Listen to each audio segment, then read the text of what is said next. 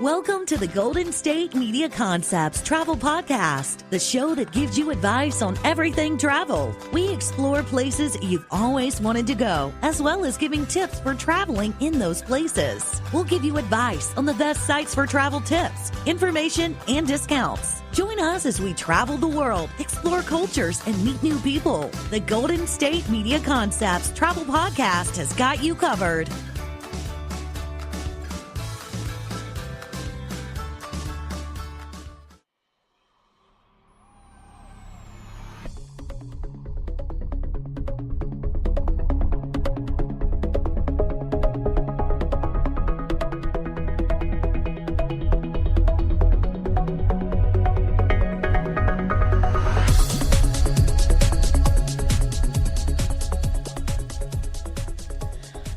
Welcome. You are listening to the GSMC Travel Podcast on the GSMC Podcast Network. I'm your host, Stacy.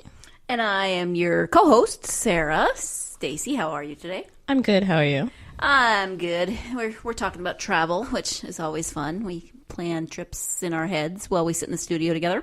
Right? I mean, and sometimes you gotta live in the fantasy world and then get out in the real world. Yes. Those have to go together. Yes. So today we are talking about Monteverde, Costa Rica. Okay. Our previous episodes were both in Italy, but now we've moved to a completely different continent. And we are talking... And hemisphere. Not hemisphere. Yeah, hemisphere. Yes. Sorry, I was like, wait, up and down, right and left. and different latitude, and different longitude, and different, climate, and all of that. Oh, Everything's pretty different, except for both languages are Romance languages. Yes. But other than that. Yeah. So anyways, Costa Rica is just in whole a very popular nature travel destination. It's somewhat near the equator, and it's got a lot of rainforest and very green. Mm-hmm. Monteverde, which is Spanish for Green Mountain, is actually one of the country's 7 wonders. Oh, okay. Even within Costa Rica itself. So it was voted one of the 7 by the actual people of Costa Rica. That's not like a random... So they have so many wonders that they voted on the top 7? Right? Or they just were like, you know what? There's all these 7 wonders of the world, and they're completely ignoring Costa Rica. How dare they? We're going to talk about our own 7 wonders. Okay. So this is not like an outside thing that, foreigners were like, hey, this is the best part of Costa Rica. Costa Ricans themselves were like, Monteverde, one of the 7 best places in our country. Nice. Okay. What are the others? So there's the Cocos Island, Arenal Volcano, Chiripo Mountain. I apologize if that pronunciation's not correct. Light Blue River, which doesn't it just sound so pretty? I hope it really is light blue. Right? I mean, me too. If you get there, it's like chocolatey brown colored. So like, this is just not right. Yes. Also the Tortuguera Canals in Tortuguera National Park, and the Poas volcano. So you see lots of volcanoes and lots of nature. Costa Rica, all about that. And hey, nice segue last episode from Venice with the canals, and now canals in Costa Rica. Not that we're talking about them, but... we like segues, though. Yes. So anyways, Monteverde, again, Costa Rica nature, rainforest, actually has 97 inches of rain a year. Wow. I can't even imagine. I looked up where we live. It's like less than 20. Oh yeah. Here. Well, I'm just like 90s. What? How do you not flood there? Again, Venice and flooding. Yes. But it's just, I don't know how that happens. But I mean, even though it's clearly always wet, because you would imagine 97 inches per year, you don't really have a dry season per se. It is somewhat drier between December and April. Okay. So we're just now entering the wet season, I guess, or the end of the not as wet season. So it'd be a decent place to go if you live in, let's say, a northern climate that's snowy and gross during the winter, and you want to go where it's not necessarily hot, because it averages about a high of 65 during that time period. So you could go and not get dumped on with rain, maybe.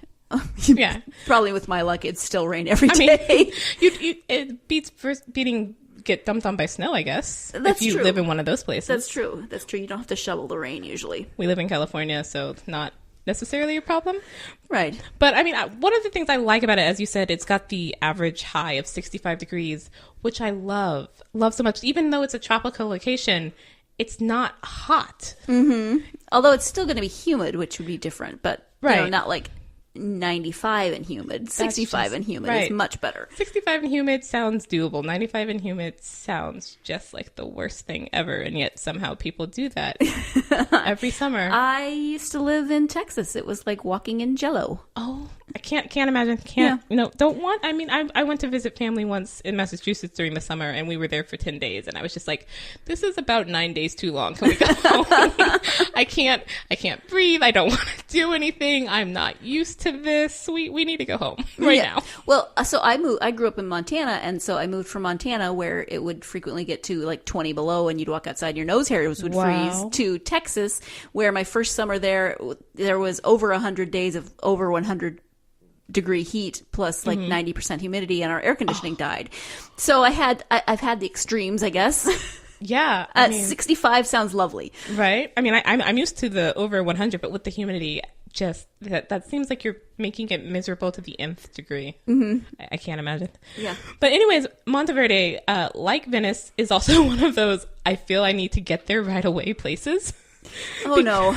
Because Newsweek has declared Is it sinking? Well, with all the rain, you'd expect so, but no. But Newsweek has declared Monteverde the world's number 14 place to remember before it disappears. Place to remember before it disappears?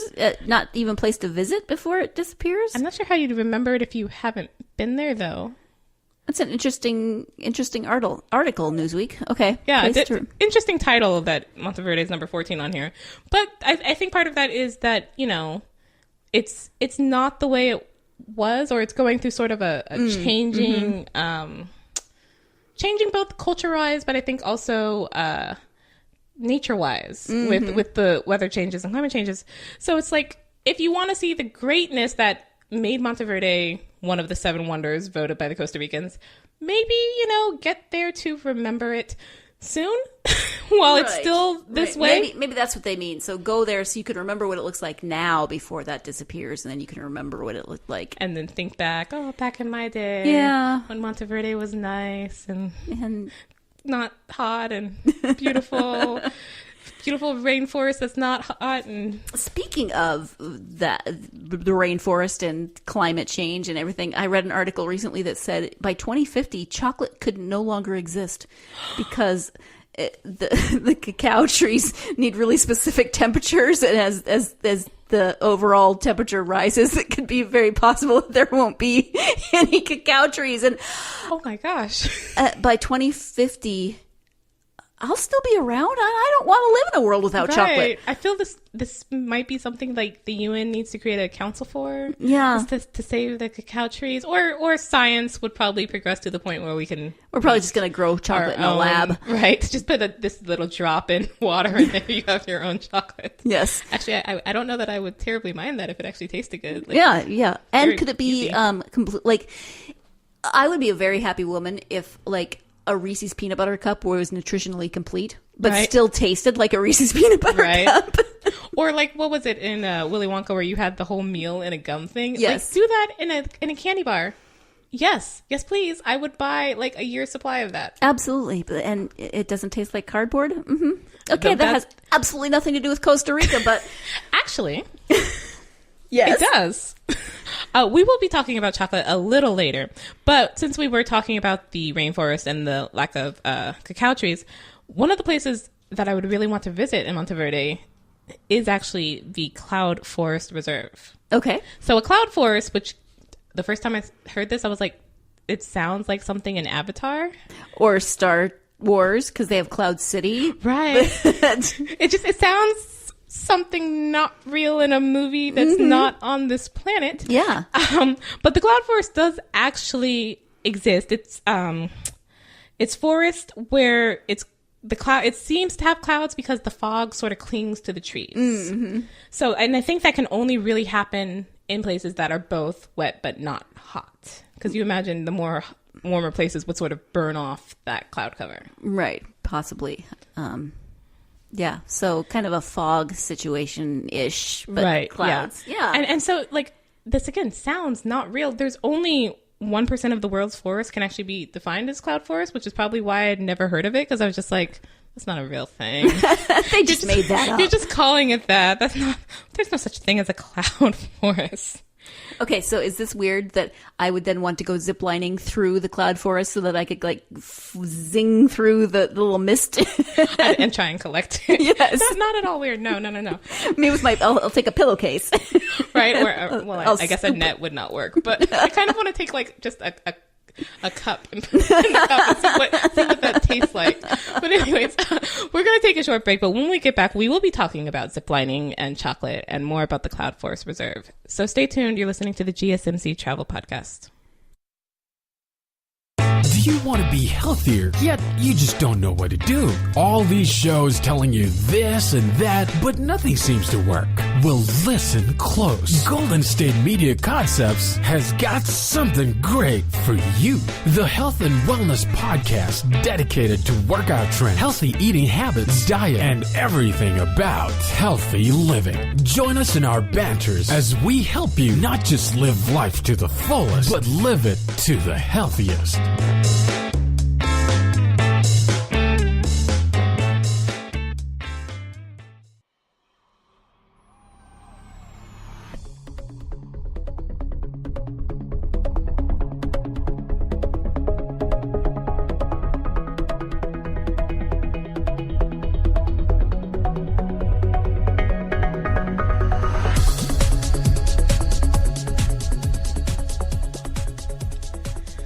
Welcome back. You're listening to the GSMC Travel Podcast, and today we are talking about Monteverde, Costa Rica.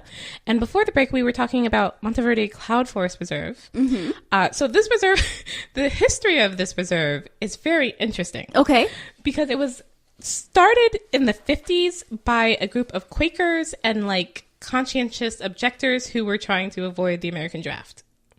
Interesting. That is interesting. Okay, so Quakers. Right. And conscientious objectors. Were the Quakers also conscientious objectors? I mean, because they are nonviolent. Right, yeah. But so, yeah, they were Quakers, and I'm assuming they were not, but they just sort of came together, and they were also very environmentally conscious. So they started dairy farming in this location, Monteverde, and then eventually set it up to be a sort of preserve. Okay. And gave the land, to, I guess that's the government. I'm not quite sure exactly how preserves are set up, but so no one can touch it. Right. So it just remains in its natural state. Nice. So the cloud forest will continue to be the cloud forest, hopefully. Right. As the world moves through whatever the world is moving through. Right. So earlier you had talked about ziplining through the cloud forest. Yes. Which is actually a thing you can do. Oh, cool. And what I love, with or without a cup or a pillowcase or anything. I mean, open your mouth. Just open your mouth and zip line and see what the cloud. I have no idea why I want to taste clouds, but it feels like if you ever have the option to actually go through clouds where you could taste them, right? Why are you not taking advantage of that? I feel like you might be disappointed. Like you're going to expect there to be some kind of texture, and it's really just water. Yeah, it's just water. You're killing my imagination. I'm sorry. You're right. It's going to be like cotton candy. Yes, except, not as sticky sweet, because I actually dislike cotton candy. But anyways, there's actually a lot you can do in the cloud forest. So it has these really cool sort of, they're kind of like sky bridges. I want to call them sky bridges, but okay. Where they're high walkways, and they were actually originally created for like researchers and scientists so that they can get like a better view if there's possibly like new species or something in the So forest. these bridges, are they like all I can picture is like an Ewok village or something where they like connect the trees. Is that sort of how they're built, or that's kind of what they look like too? Like they're up in the sky. Okay, I mean, so they're not just like hanging there, but No. they're sort of connected to the trees and built that way, or at least to platforms, if not to the trees. Well, right, I didn't mean that they were actually. Hopefully, they weren't just nailing into the trees. But maybe if you want to go make your own Ewok village, Cloud Forest Reserve.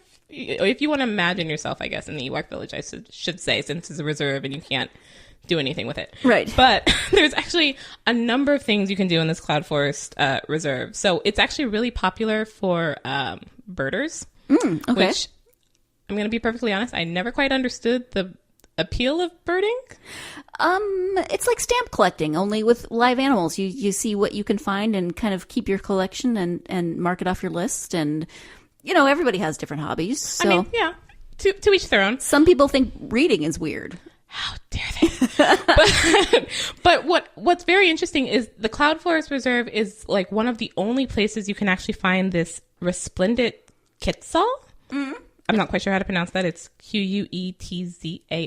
Okay. It looks like it's a very pretty bird. It's bright and colorful, and it kind of makes me think of like a parrot in the way parrots are sometimes, really bright and colorful, the sort of stereotypical parrot. But the top of its head is smaller and more, I want to say fluffy in this. That's probably not quite the word I mean. But like, it's not the smoothed down feathers. Right. So yeah, it has, I would say fluffy is okay because it has the different textured feathers on top of its head. Right. It almost like the head almost looks like a newborn baby bird that hasn't yet fully gotten all the silky feathers. Feathers are more like down than feathers. But it's a very interesting, this bird is very pretty, but also very shy. So it's considered like, almost a sign of good luck if you even see it on your tour through this reserve, but it's a popular draw, especially for birders, to try and see this bird. Right. Nice. I like it. What else can you do in the Cloud Forest besides ziplining and finding rare, shy birds?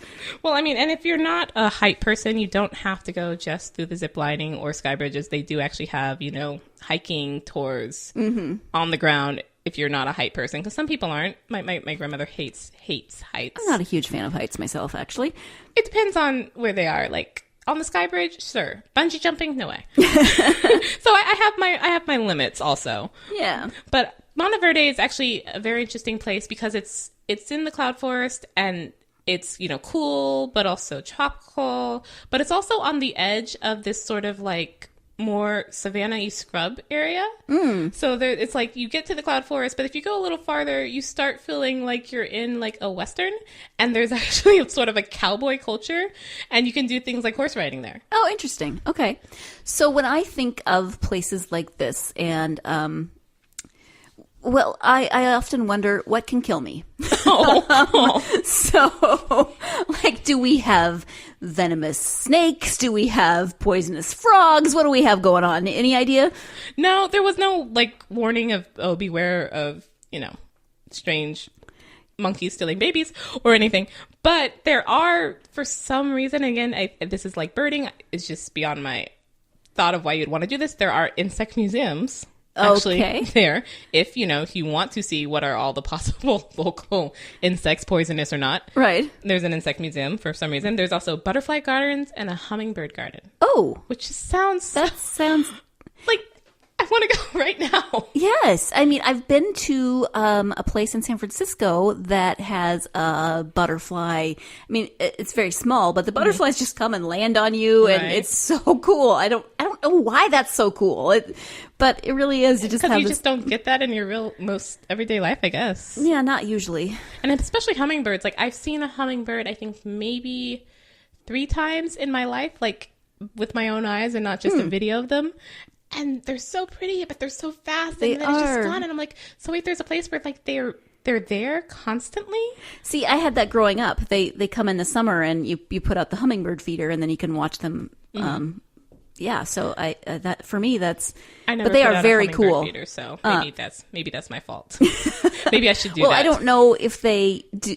I don't know what their range is, where they live. Do they show up here in California? I don't know. They do in places because I've seen them here, but I don't know either how popular they are where I live. So maybe even if I put a hummingbird feeder out, it would only attract like bees or something. Right. So right. I don't know. But you had mentioned earlier about coffee and chocolate. Yes. And the lack of chocolate. Yes. But in Monteverde, there is actually a coffee, chocolate, and sugar cane tour. Ooh. Which just is like 3 things. Is it a tasting tour? There is tasting involved. You also see how they're made, and you get to make them yourself.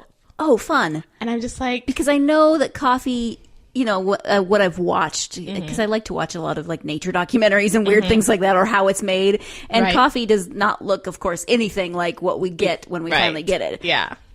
But no, yeah. So, like, I'm not even a big coffee drinker, but if you put chocolate and sugar in coffee, I am all for it. So I'm just like, is there a way I can like keep the things I'm supposed to be tasting and just at the end put them together? Would that be frowned upon if I like put it in my pocket to just make a mocha later? I don't know.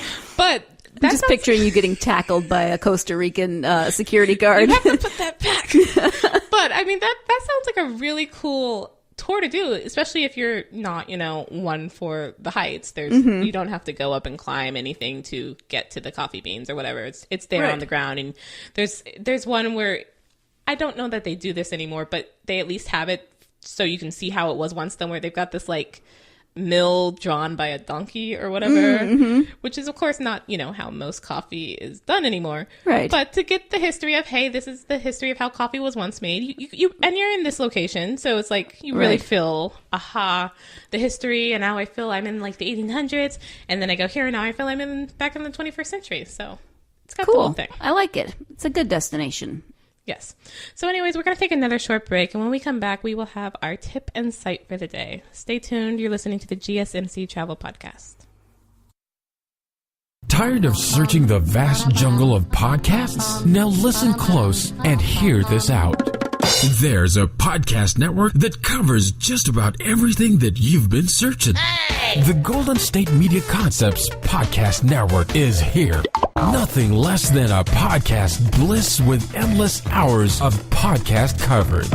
From news, sports, music, fashion, cooking, entertainment, fantasy, football, and so much more. So stop lurking around and go straight out to the Golden State Media Concepts Podcast Network. Guaranteed to fill that podcast itch. Whatever it may be. Visit us at www.gsmcpodcast.com. Follow us on Facebook and Twitter, and download us on iTunes, SoundCloud, and Google Play.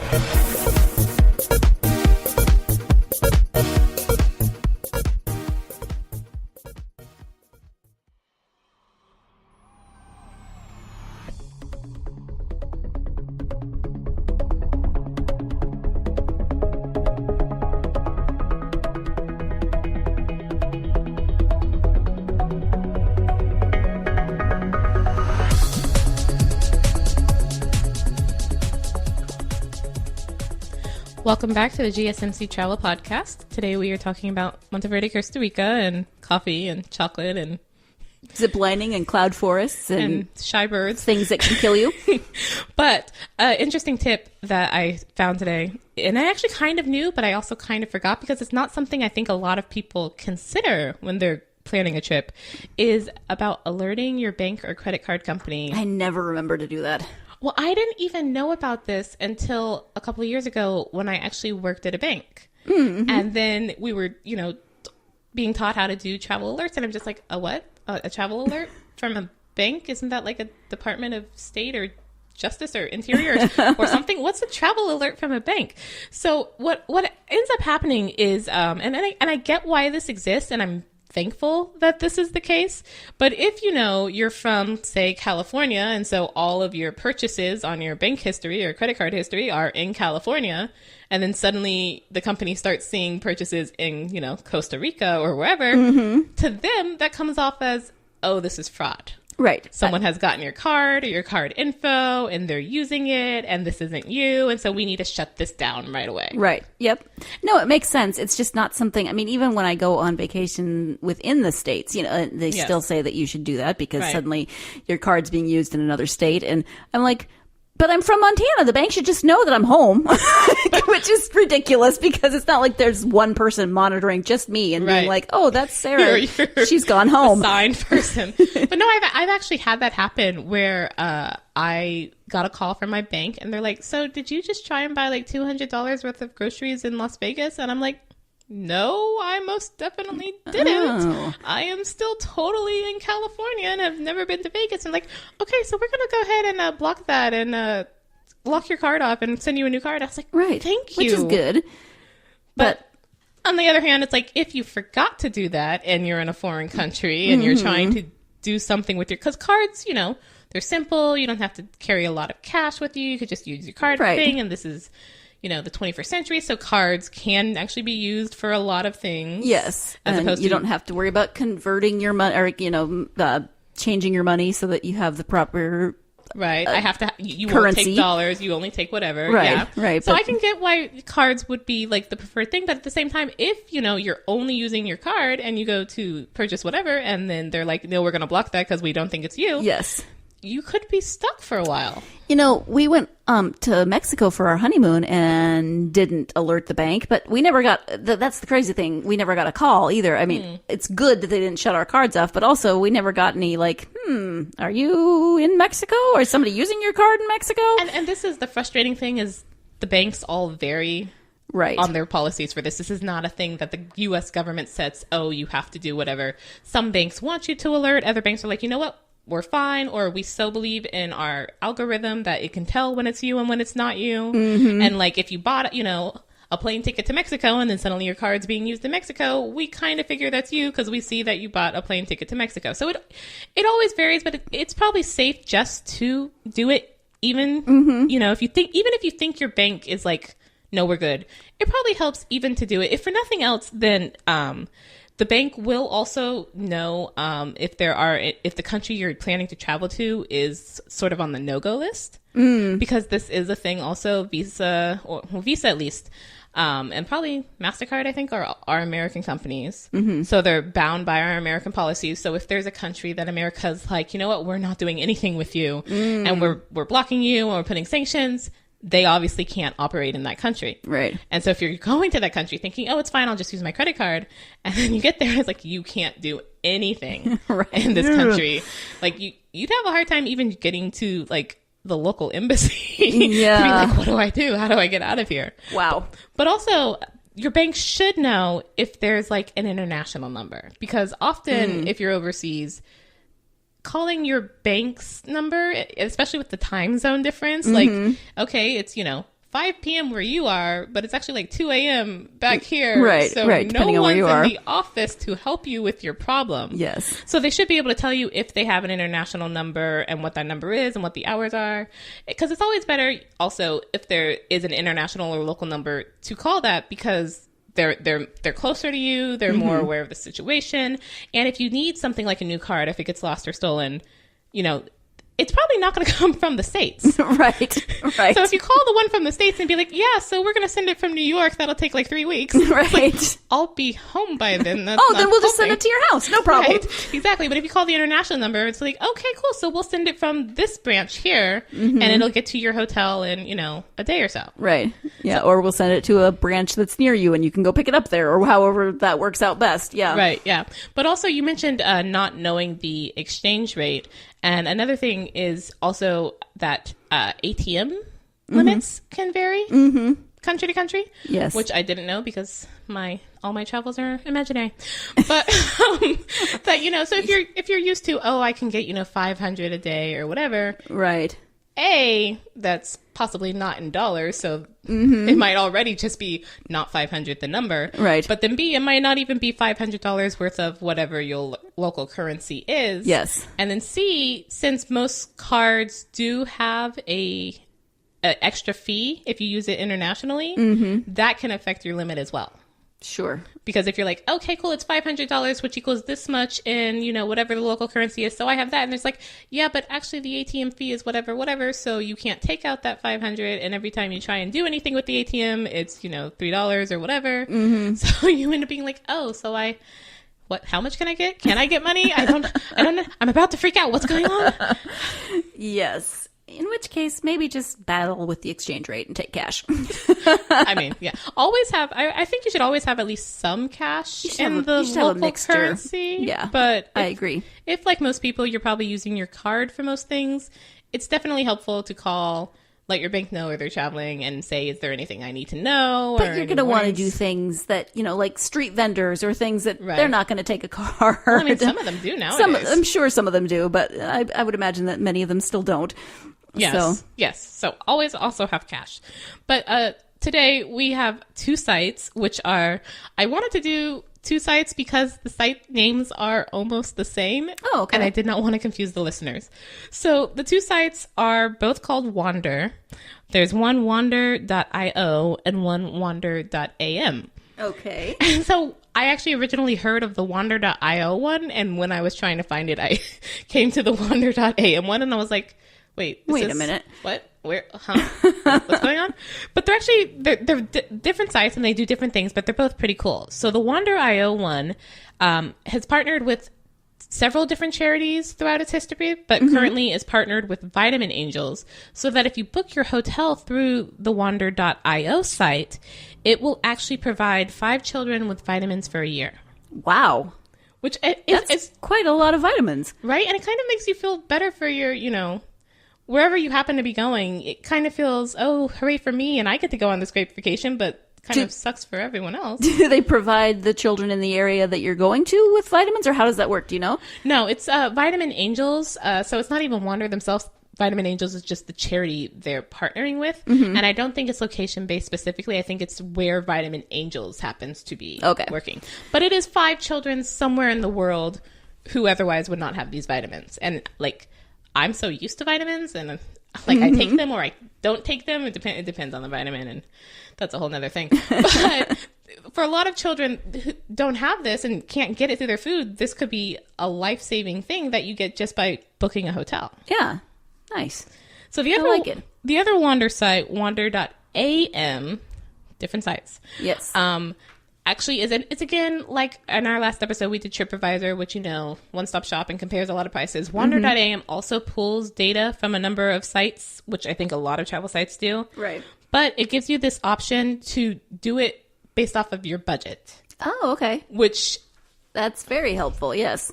Right? Because it's like, oh, I'd so love to go to wherever, but I've only got so much money and, can't actually do that. Right. Dang it. So if you're like, you know what? I only have so much money. I'm not dead set on this specific place. I think this is a really good thing because you could just be like, I am kind of set on this area. Right. Or I am completely open. I am so due for a vacation. I need to get the heck away from work. I've only got so much money. Show me where the heck I can go right now. Yes, please. Before I scream.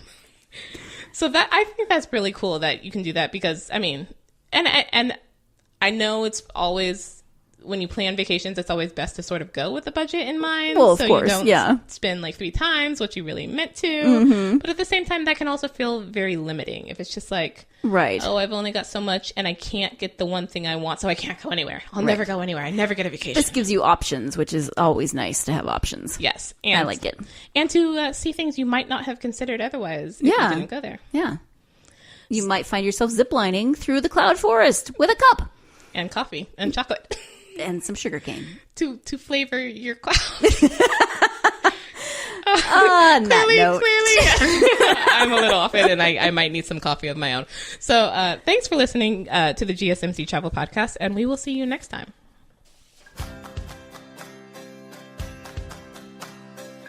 You've been listening to the Golden State Media Concepts Travel Podcast, part of the GSMC Podcast Network. You can find this show and others like it at www.gsmcpodcast.com. Download our podcast on iTunes, Stitcher, SoundCloud, Google Play, or anywhere you find podcasts. Just type in GSMC to find all of our shows from the GSMC Podcast Network. From travel to health and wellness to entertainment and life and happiness to sex and relationships. You can also follow us on Twitter and Facebook. Thank you, and we hope you have enjoyed today's episode of the Golden State Media Concepts Travel Podcast.